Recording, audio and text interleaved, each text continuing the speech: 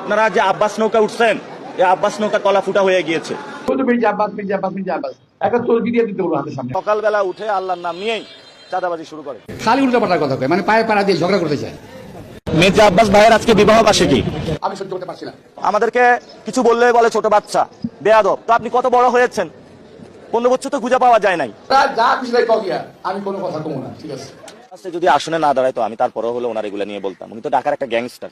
ঘুম থেকে উঠে মানুষ নামাজ কালাম পড়ে আল্লাহর নাম নেয়। একজন আছেন উনি প্রথমে আমার নাম নেন, এটা খুব খারাপ। না না, আমি সকালবেলা উঠে আল্লাহর নাম নেই। তার নাম জপ করে কি সওয়াব হবে নাকি, গুনাহ হবে উল্টা। ভাই আমি আছি খুব ঝামেলায়, এক সন্ত্রাসীর বিরুদ্ধে দাঁড়ায়া যে সন্ত্রাসীর নাম উচ্চারণ করবেন না।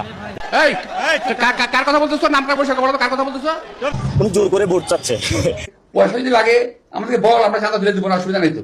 দুষ্ট আছে, মির্জা আব্বাসের নাম বলিয়ে না, উনি রাগ করবে। একজন ছেলে পেলে বেরিয়েছে যারা বেয়াদবের জন্ম দিচ্ছে সারা বাংলাদেশে। আল্লামা মির্জা আব্বাস ঢাকা হাটে চাঁদাবাজি করে। আমার বয়স তো কম হয় নাই, ওদের মতো আমার নাতির বয়স না ওরা। এসব গুন্ডা মাস্তান চাঁদাবাজদের সাথে নির্বাচন করে নিজের মানিক যাচ্ছে। মির্জা আব্বাসের দোষ। আর যে বলে যে বাসায় আসো বিরিয়ানি খাওয়াবো, ওইটা বলে যদি গুম করে ফেলে। আমার বাসা আপনারা এসে চা খাই যান, চা খান, নাস্তা খান, বিরিয়ানি খান, সব খাবো। বেশি বলে ফেলছি তো আমি ওনাকে নিয়ে আর বলতে চাই না। পরীক্ষার শেষে রিভিশন দিতেছি। পাগল হওয়ার কি আছে ভাই? বয়স কম, রাজনীতি শিখো, দেশের রাজনীতি করো,